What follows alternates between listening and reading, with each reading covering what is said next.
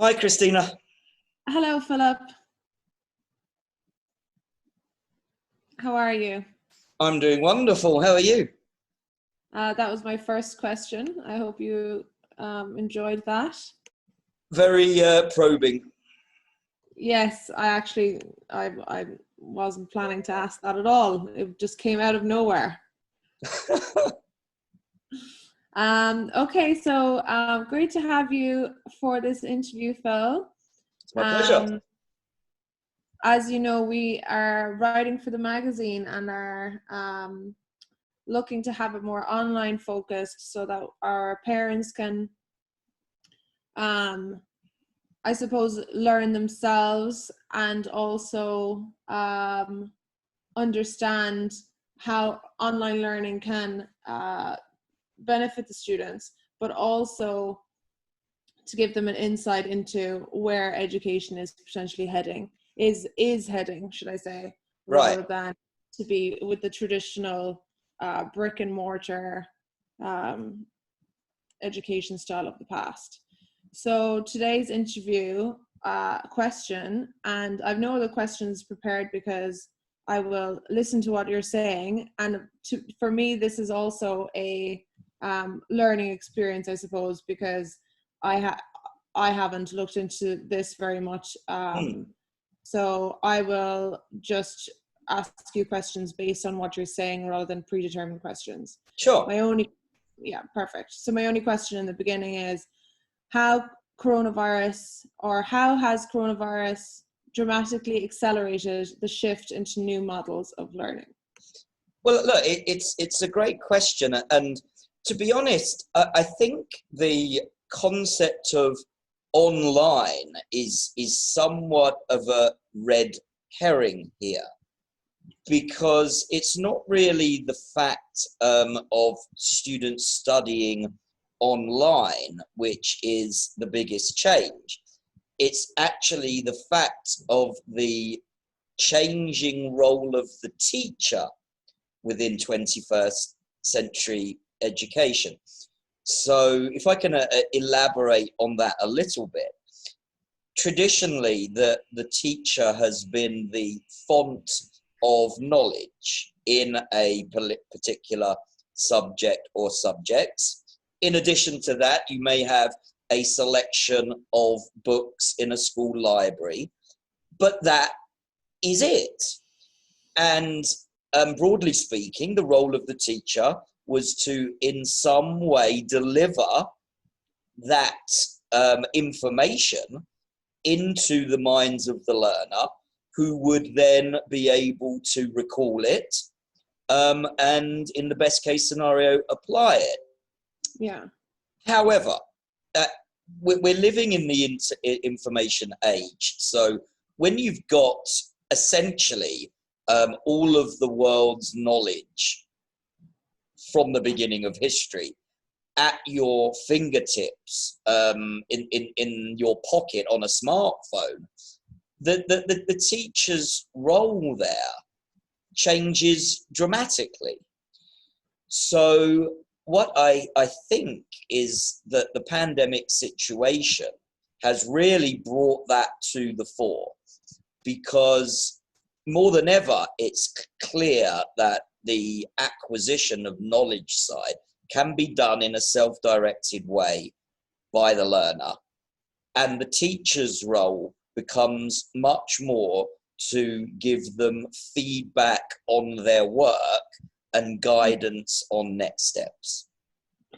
I suppose the only thing there, it's like when you Google something and having everything, Yes. it's actually a huge problem though, because Yes. there's so much information. So is the role of the teacher not to also select something for them, to direct where to look for information, or to actually decide on a subject or decide on a particular issue?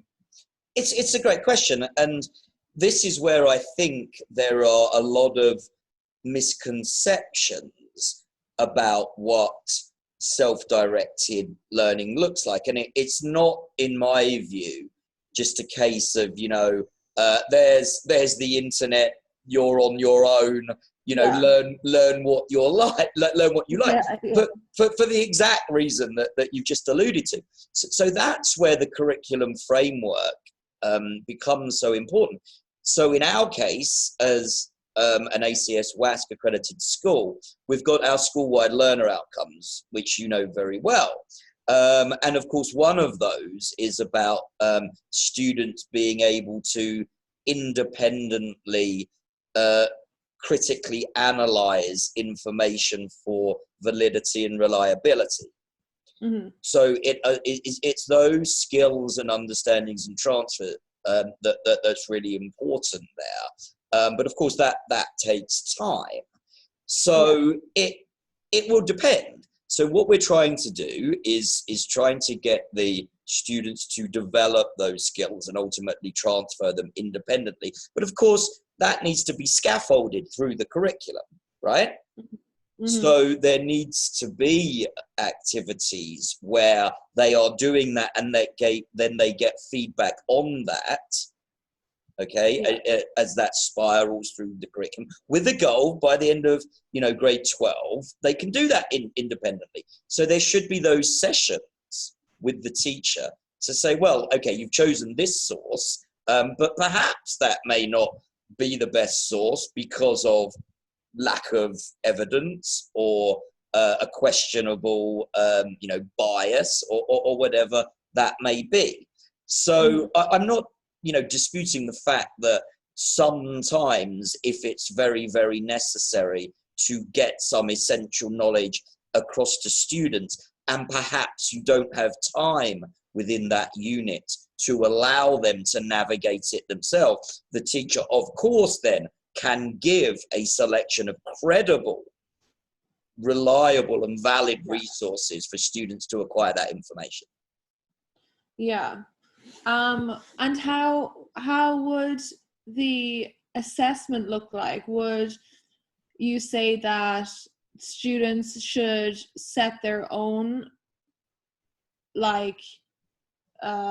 assessment themselves, and actually the selection of their own assessment has points attached to it, or how would you assess basically the unit or the learning, if at all? Again, it's a fantastic question. It's getting to the real nuts and bolts of this. So what we're looking at now is called the 7 elements of personalized learning. So if you can picture that as a soundboard with 7 sliders, okay? Mm-hmm. So they can slide from teacher created to co-created to student generated. Okay.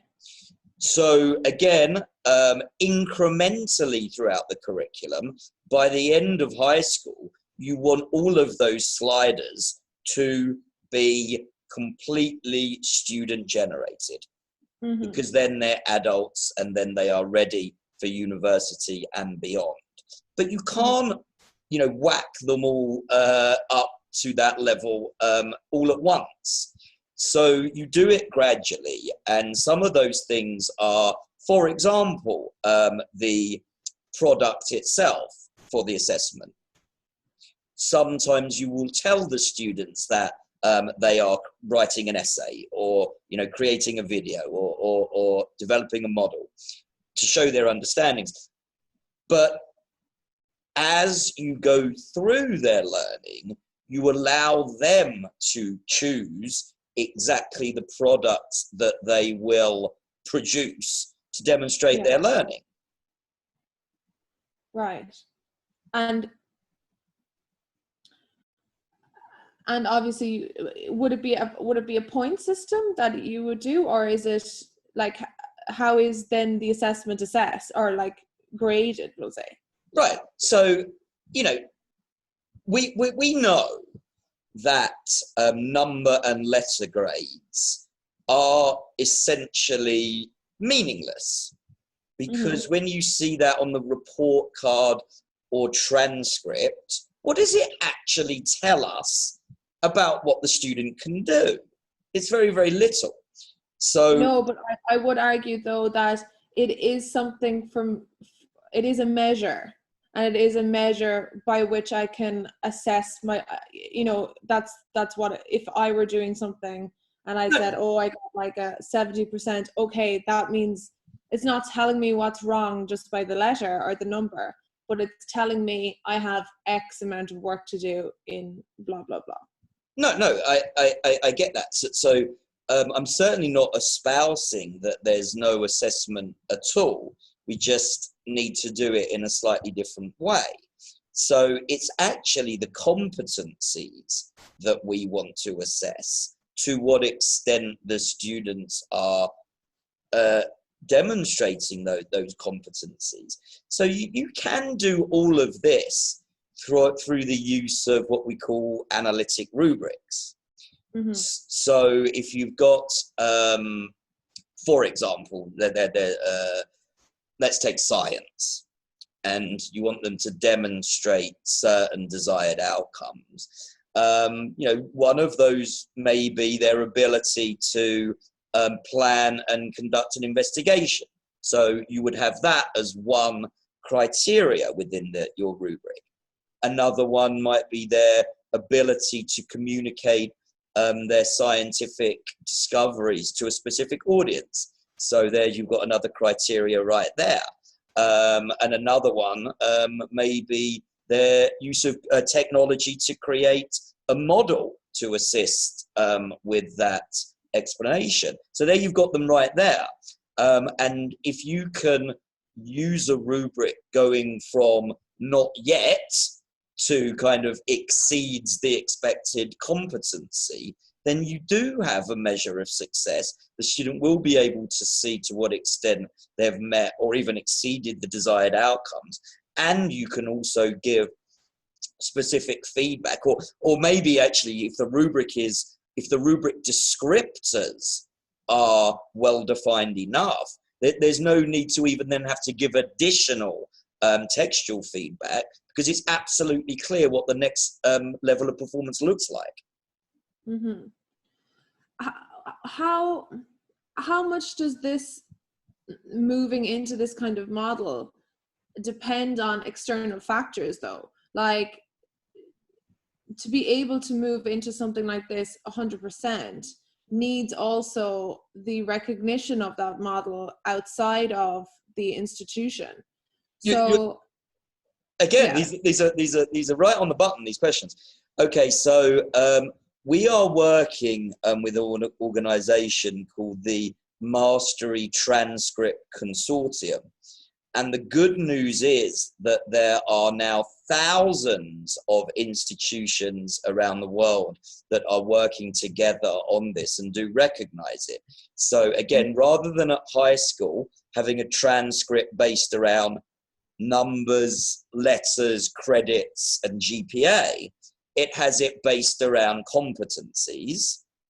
And then somehow that is linked to digital portfolios showing exactly the products and performances that the students have done. Many universities are actually already accepting this, and it's only going to be more and more.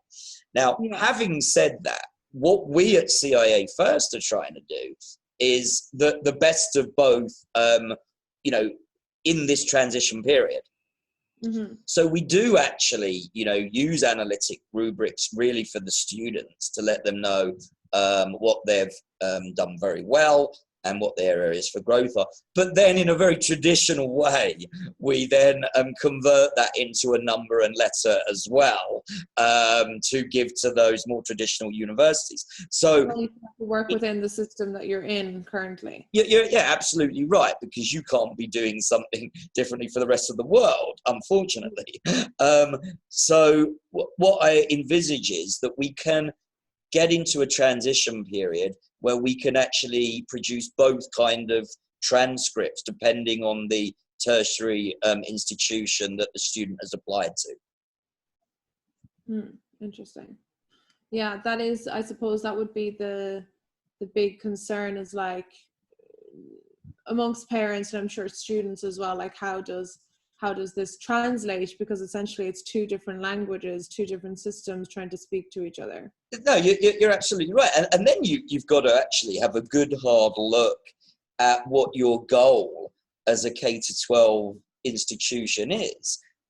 Now, of course, it's for the students to display deep learning, that's without a doubt. But it's also the fact that we need to show universities and employers some kind of certificate that they've done that, and that's also important. So that's part of our responsibility as well, to make sure that students are getting into the universities that they've applied for. I would imagine, just knowing some of the students that I know, being that they are brilliant, but some of them, well, actually maybe not the students that I know. I'm thinking of more Irish students that, like, certainly it was the case in my school. You could be an A student across every single one because you were very good at that kind of memorization. You understood as well, but a lot of it was, memory work, and that would certainly disadvantage those kind of students to some extent, because no longer are they able to just skate by on, I have a great memory, and so. Well, no, right, absolutely right. But I think then you've got to look at the needs of the world. And you only have to look at what the top employers are saying that they are looking for in applicants. And I think nowhere does it say content knowledge in a particular area, because A, you can Google it, and B, we're in a world now where knowledge per se is advancing at such a rate, and no one can be an expert at anything anymore.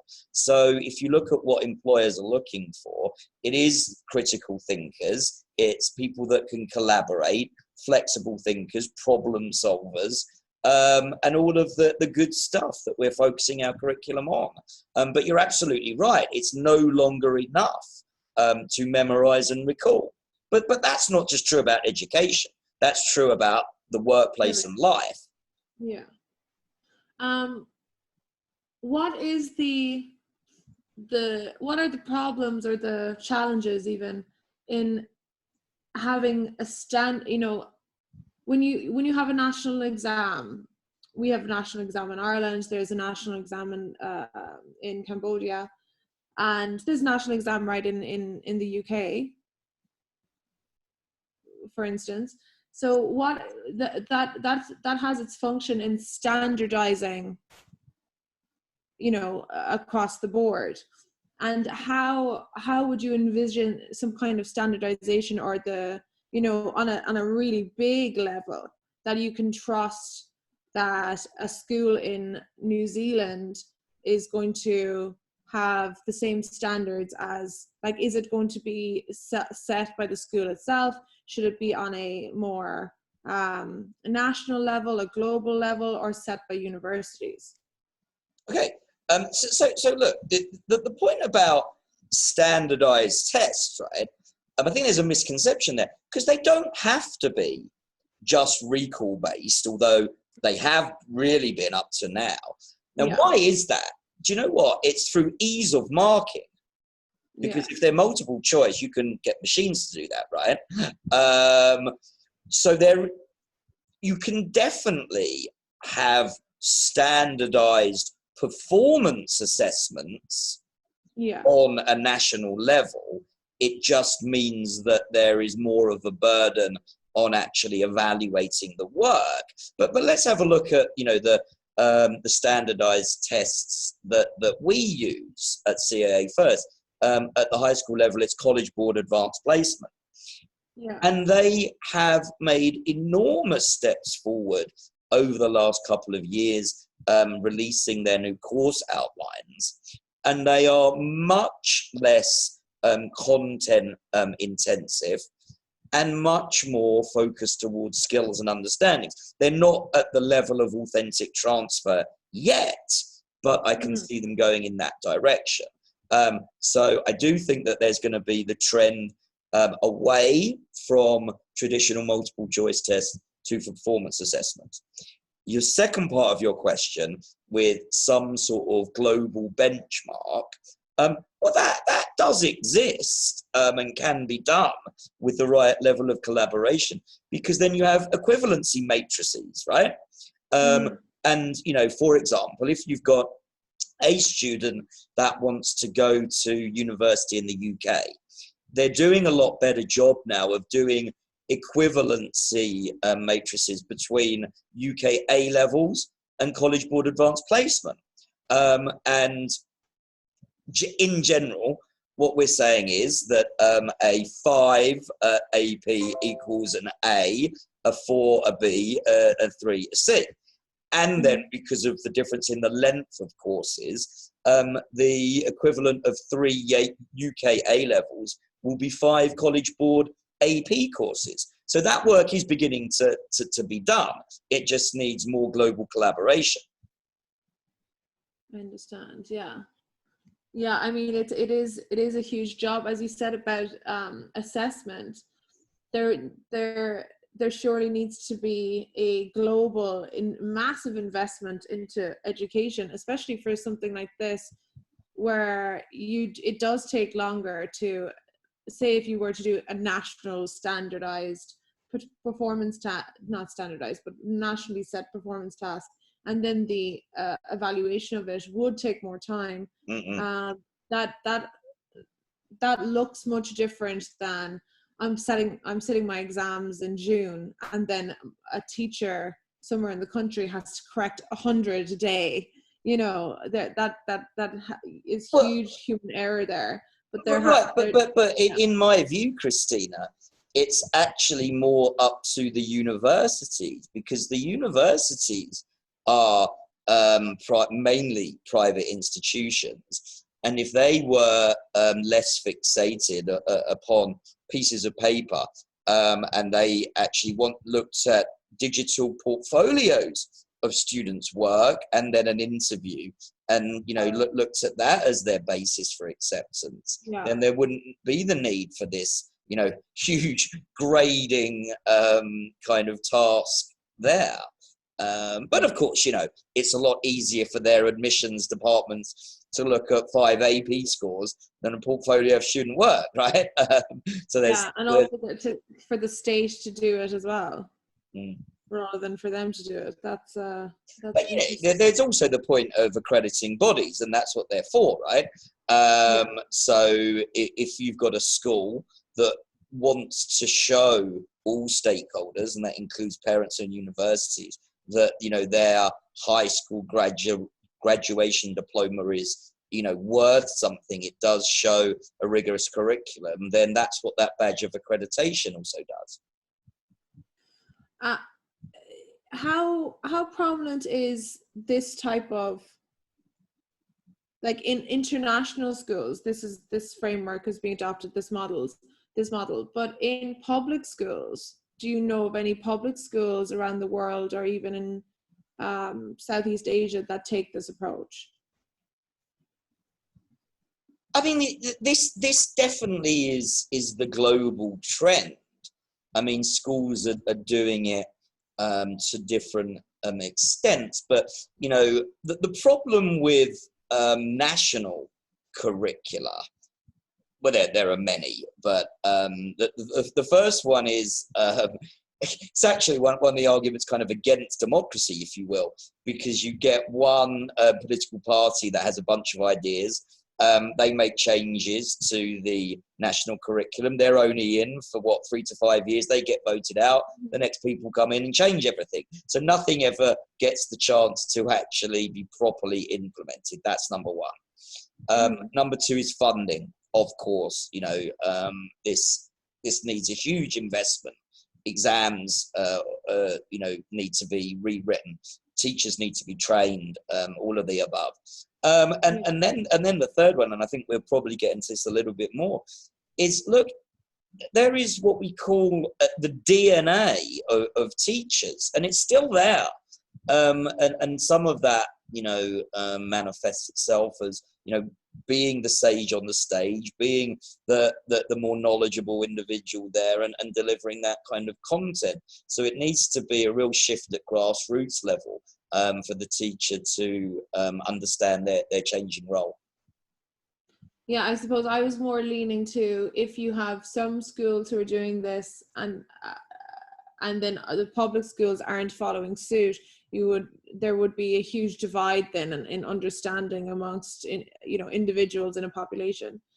No, and I think, again, look, this gets to a very, very deep point that I think that a lot of people who don't work in education just look at education as some ubiquitous,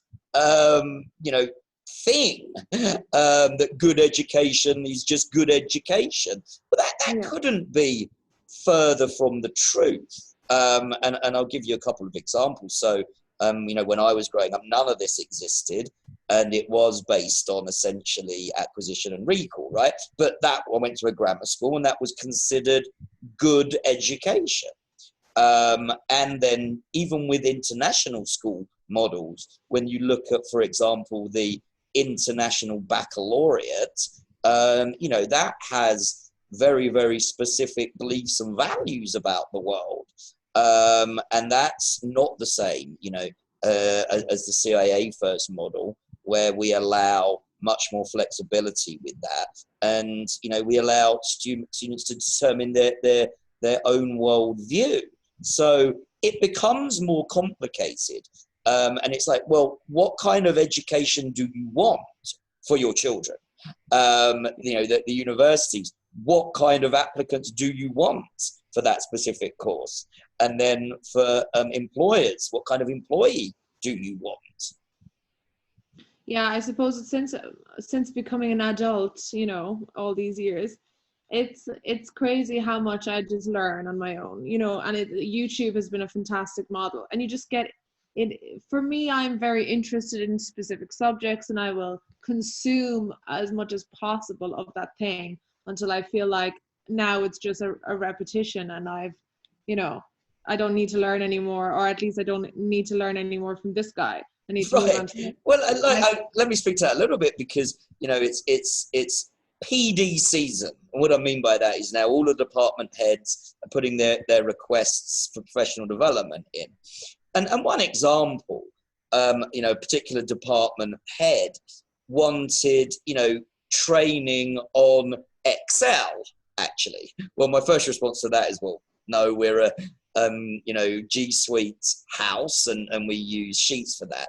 But hold on, there's absolutely nothing that you can't learn there from the G Suite tutorials, from YouTube videos, and all of that, of how to use that particular tool. You don't need a trainer to come in and do that. And then, so you might actually follow that through with some, focus groups on how do we actually apply it to our particular business context. So, learning is different there. But, to be able to do that effectively, you do need learners, whether they be students or adults, to have those skills of finding the information, applying it, making decisions, and all of that. And then the second part, and kind of, if you like, back to the main focus of this, is the situation with the pandemic and how this is going to accelerate things. Okay, so what we're finding is that during the online learning period, by far the least important part of this is that synchronous Zoom or Google Meet session. Now, we definitely put that in there at the start for a couple of reasons. First, to get everybody in a proper routine, right? You don't want to change things up too much at the beginning. So the timetable, it still exists. They get that comfort of seeing the teacher, seeing their classmates. That's all good stuff. But what we actually find is, and this is the feedback that we're getting from students, it's too much of that now. They don't always need that.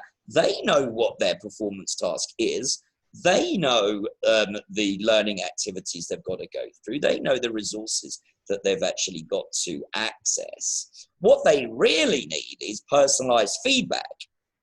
Yeah. So that, of course, through collaborative tools, on your Google Docs, Google Sheets, all of that stuff, that's great.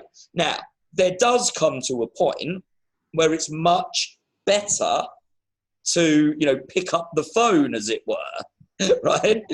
There are different tools for the job. So if it gets into that time where there's too much typing needed, the teacher will go, hold on, student A, let's just book a 10 minutes meet, and we can get into detail in this discussion.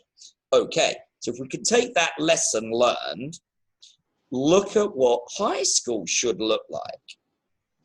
Instead of having these rigid timetables with 90 minutes of this, 90 minutes of that, etc., you look on the teacher as a resource that student can tap into. Mm-hmm. So instead of having a teacher's classroom, you have a teacher's office.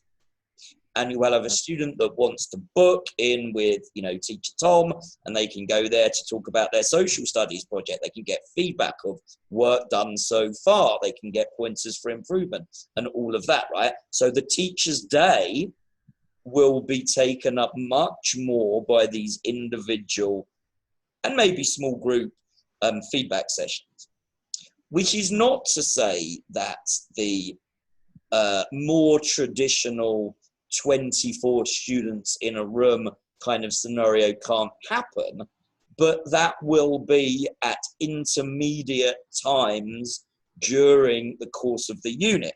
So, no doubt that sometimes an experiential activity is beneficial for learning. No doubt sometimes, a discussion, for example, using Socratic seminar, the teacher will still hold that in a room that is conducive to that kind of learning. Yeah. That will be posted, advertised for the students to sign up to, should they wish to go. Yeah, I actually, this point has, I was talking to a few students probably 2 weeks in, maybe 2 weeks in, and I said, oh, how are you getting on? Like, how's online learning? And their biggest complaint was, oh, I'm so lazy. Oh, it's really hard to get up. I mean, these kids are also like A students, they're not, they're still doing their work, but they really found it so difficult. And I said, you know what? Welcome to college. Right. The schedule and having to be there and being accountable to someone, and all of the structure when you go to college is going to be whipped away from you, and it's going to be up to you to go to class. So this is good practice for you to try and discipline yourself. Oh, I can't. I was like, well, you're just going to be like me. And I struggled so much for the first 2 years of college to just literally get myself out of my house and go to college, and I'd be running around after myself for the entire year because we were too structured in our final years in secondary school, made to do things. And I think it's a weaning off process really that should be happening as students get older. I think you're absolutely right. So it comes down to, what we need to do is make school a place that students actually want to come to, right? Yeah.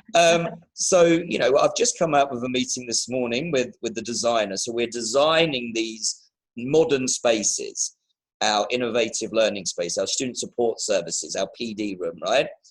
To have, these concepts that we've been working with, the cave for individual study, the watering hole for brief interactions, the campfire for focus group meetings, etc., etc. So that's where students will be spending their time. They're really comfortable, relaxed environments. Of course, they still get to interact with their peers and learn off them, because we know that social constructivism is effective as well. So that's where they're going to be spending the majority of their time. Yeah. And I suppose my last question is how, like, walk me through a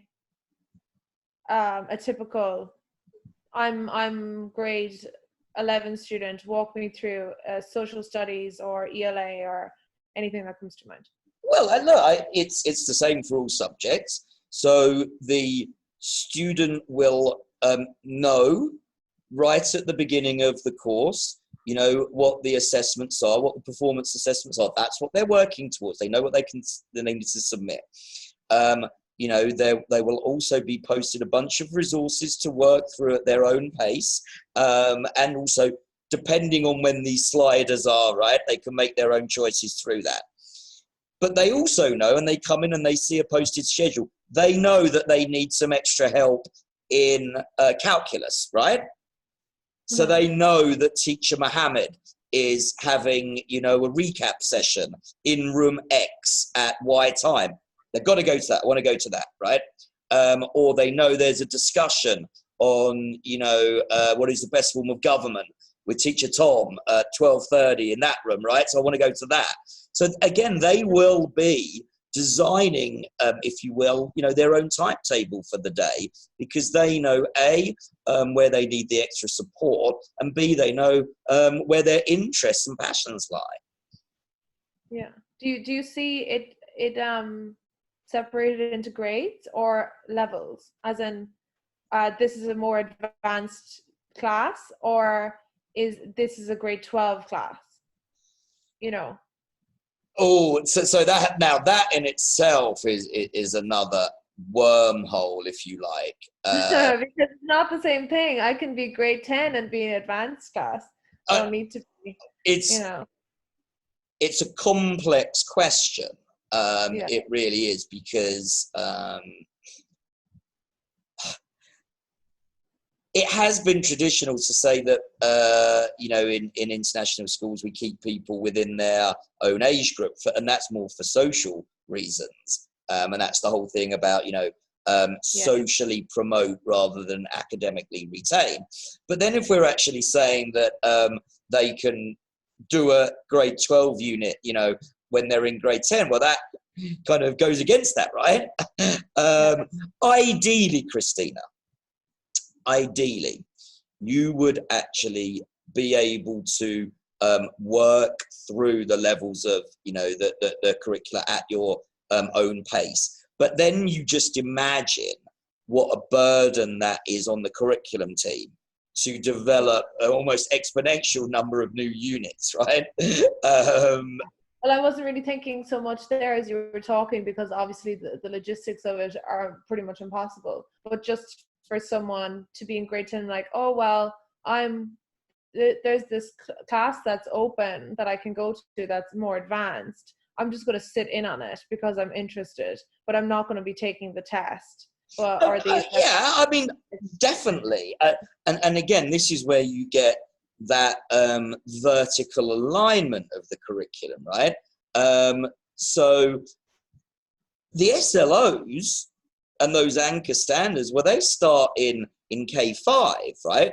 We are just building on those. So absolutely, again, going back to social studies, that we basically revisit government, at every grade level. So could a student go to a direct learning session or a discussion at the higher level if it's going to aid their learning of that unit?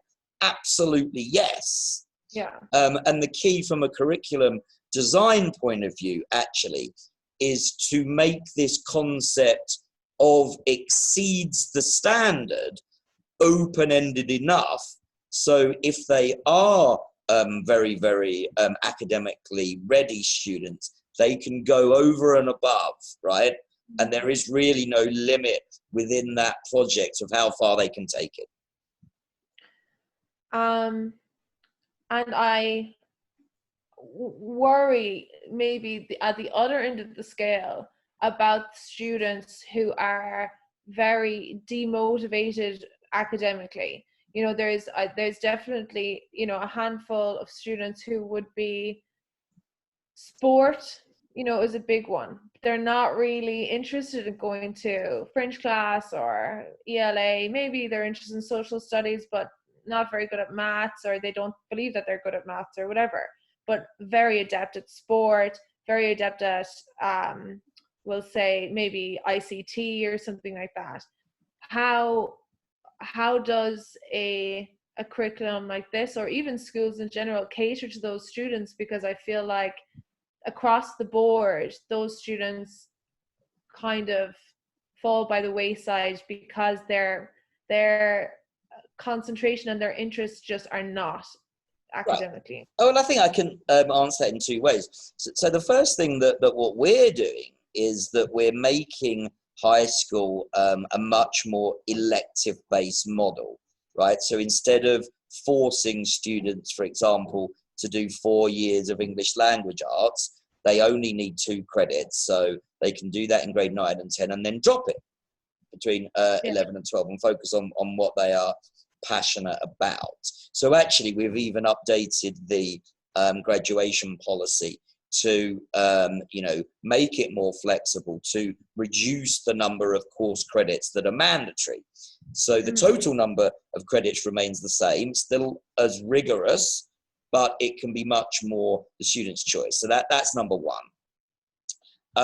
Number two, like I think what we need to do, and we are doing as well, is to increase the rigor of, let's say, the non-traditionally core subjects, such as HPE.